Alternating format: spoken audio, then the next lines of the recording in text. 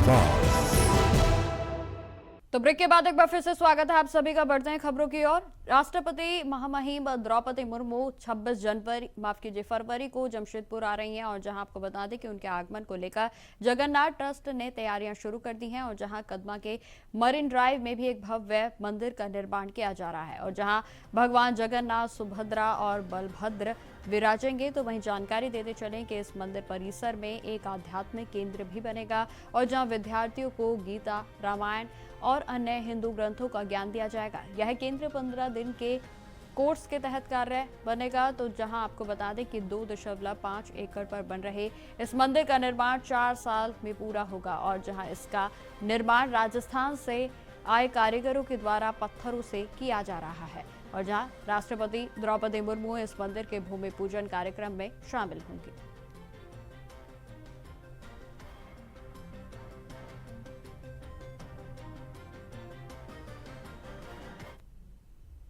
राष्ट्रपति महोदय को हम लोग टाइम दिए थे भूमि पूजा का, ऐसा है, रिक्वेस्ट भी किए थे हम लोग। और सबसे अच्छी बात है कि जब यहाँ पर वो राज्यपाल थी उस टाइम से ये जमीन अलॉटमेंट किया गया था, लेकिन काफी दिक्कतें था उसमें। और जगन्नाथ महाप्रभु का दया से वो सारी दिक्कत दूर होके आज पूरा वो भूमि पूजन का तरफ जा रहा। और इसका बाद उसका स्पिरिचुअल सेंटर बनेगा। जो स्पिरिचुअल सेंटर में मेनली रहेगा कि जो हमारे आज के कॉलेज स्टूडेंट है, वुमेन एंड मेन, वो लोग आके यहाँ पर भागवत गीता का बारे में जानकारी लेंगे, थोड़ा स्पिरिचुअल का उनको ज्ञान दिया जाएगा और 15-15 दिन का कोर्स रहेगा। वो करने का बाद फिर अपना यूनिवर्सिटी वो लोग वापस चले जाएंगे। तो ये कंटिन्यू प्रोसेस रहेगा। हम लोग इनविटेशन देंगे सभी यूनिवर्सिटी को, सभी कॉलेज को, और वो लोग अपना आदमी भेजे और अपना स्टूडेंट भेजे और स्टूडेंट भेजकर इसका लाभ उठाए। झारखंड के मुख्यमंत्री हेमंत सोरेन ने कैबिनेट की बैठक के बाद केंद्र सरकार और हालिया में केंद्रीय बजट पर तीखा हमला बोला, जहां उन्होंने कहा कि संविधान से ऊपर कोई नहीं, लेकिन आज उसकी मूल भावना पर सवाल उठाए जा रहे हैं। वर्तमान सरकार के पास संविधान और संसद का कोई मायने है क्या, जरा बताओ। आज आपको पता है भारत सरकार जो बजट लाई है उस बजट में कितना पैसा देश के विकास में लगेगा। पूरे देश में भुखमरी की स्थिति खड़ी हो जाएगी। आज जो देश का मजबूत स्तंभ रहा है कृषि का क्षेत्र, उसको भी विदेशी बाजारों के लिए खोल दिया गया। अब विदेश से आने वाले कृषि यंत्र हो, अनाज हो, वो अब भारत के बाजार में बिकेंगी। अब यहाँ के क्या किसान उनके साथ कंपटीशन कर पाएंगे? ये तो स्थिति है। और बाकी व्यापार जगत का क्या होगा वो तो व्यापारी लोग बताएंगे, लेकिन मूल रूप से हम लोग जो किसान मजदूरों को बात देखते हैं बहुत करीब से, उनका क्या हश्र होने वाला है केंद्र की नीतियों से, और उनके नीतियों पर बात करने पर मनाही है वहाँ पर। अब इसमें प्रतिक्रिया देना क्या, उसका अब प्रतिक्रिया नहीं, अब असर आप लोग देखेंगे। देश दुनिया में वर्तमान सरकार के द्वारा उठाए जा रहे कदमों का प्रभाव देश के किसानों पर। खबरों में आगे बढ़ते हैं। झारखंड के स्वास्थ्य मंत्री इरफान अंसारी ने गोड्डा के सांसद निशिकांत दुबे को नसीहत दी है कि वह अपने गुस्से पर काबू रखें, क्योंकि कभी कभी वह अनकंट्रोल हो जाते हैं।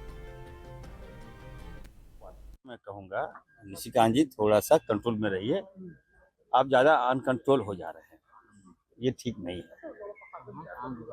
आपका पर्ची आप लाते हैं, किताब के नाम पर पर्ची छपवाते हैं, नकली फोटो लगाकर आप सदन को गुमराह करते हैं।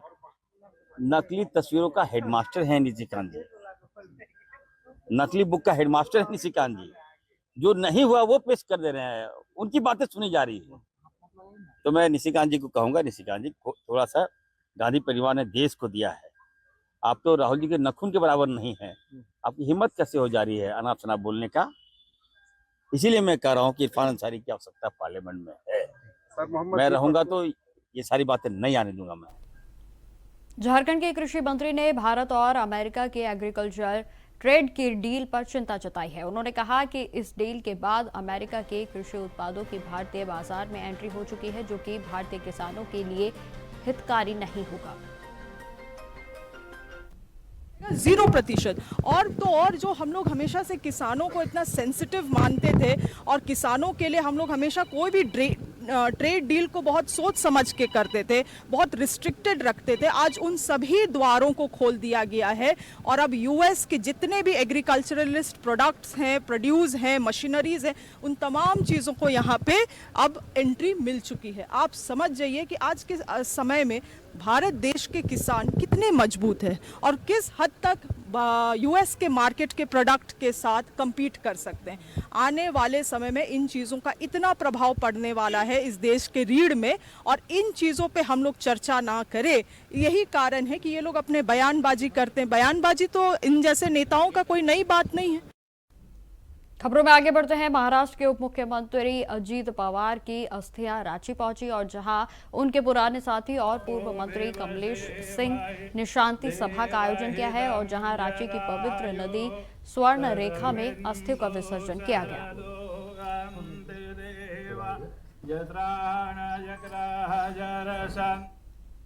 खबरों में आगे बढ़ते हैं। अब खबर जमशेदपुर से है, जहां ऑल इंडिया स्टूडेंट्स फेडरेशन के झारखंड इकाई के विकसित भारत शिक्षा अधिनियम बिल 2025 के खिलाफ जमकर विरोध प्रदर्शन किया गया। आपको बताते चले कि संगठन ने राज्यपाल के माध्यम से राष्ट्रपति को ज्ञापन सौंपते हुए इस बिल को वापस लेने की मांग की है। आज ऑल इंडिया स्टूडेंट्स फेडरेशन का जो पिछले साल 2025 दिसंबर में विकसित भारत शिक्षा अधिष्ठान बिल आया है, उसके विरोध में आज देशव्यापी कार्यक्रम है।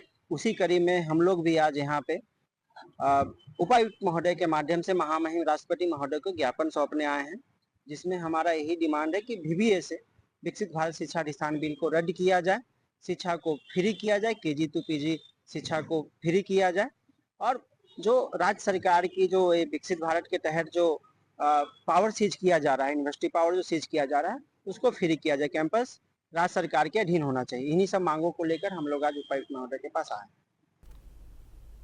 खबर जमशेदपुर से ही है, जहां पुलिस को बड़ी कामयाबी मिली है। बताते चलें कि सिद्धगोड़ा थाना क्षेत्र में स्थित एग्रीको के खाली क्वार्टर से हत्या की योजना बना रहे 2 अपराधियों को गिरफ्तार कर लिया गया और जहां पुलिस ने इनके पास से पिस्तौल, 6 जिंदा कारतूस और 2 मोबाइल फोन को बरामद कर लिया है। बताते चले कि मामले की जांच जारी है।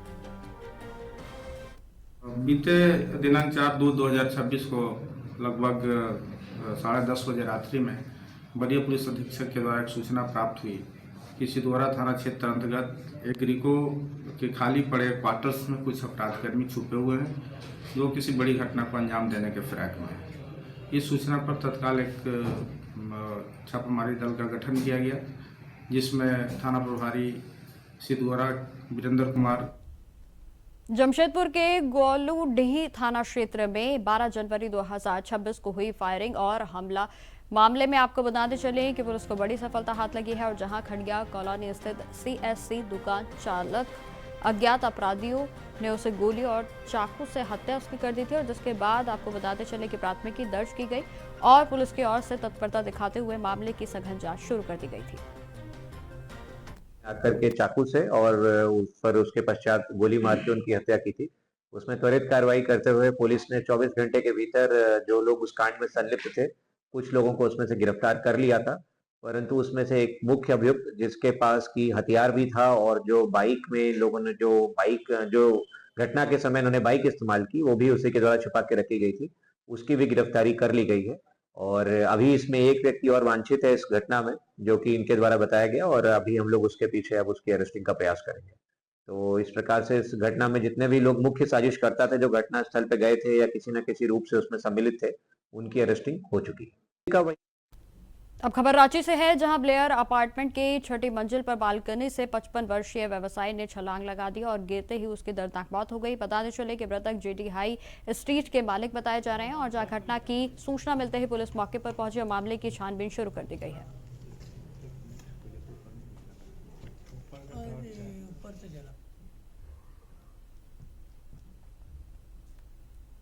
तो फिलहाल मेरे साथ इस बुलेटिन में इतना ही। देश दुनिया की तमाम खबरों की जानकारी के लिए बने रहे हमारे साथ। नमस्कार।